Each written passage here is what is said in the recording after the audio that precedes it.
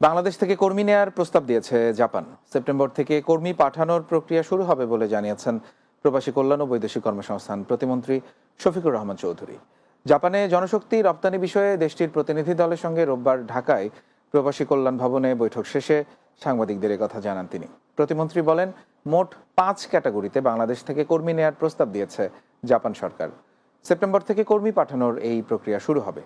তাই চাহিদা অনুযায়ী কর্মী সরবরাহ করতে প্রস্তুত আছে মন্ত্রণালয়।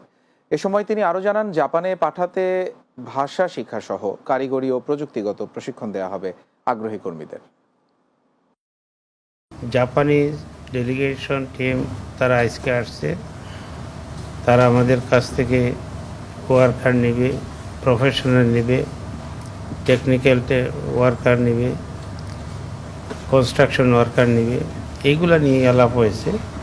এখনও ফাইনালাইজ কোনো কিছু হয় নাই। তারা প্রস্তাব দিবে এবং তাদের রিকোয়ার মতো আমরা তাদেরকে সরবরাহ করব। ওয়ালটন এসিতে ইনস্টলেশন একদম ফ্রি।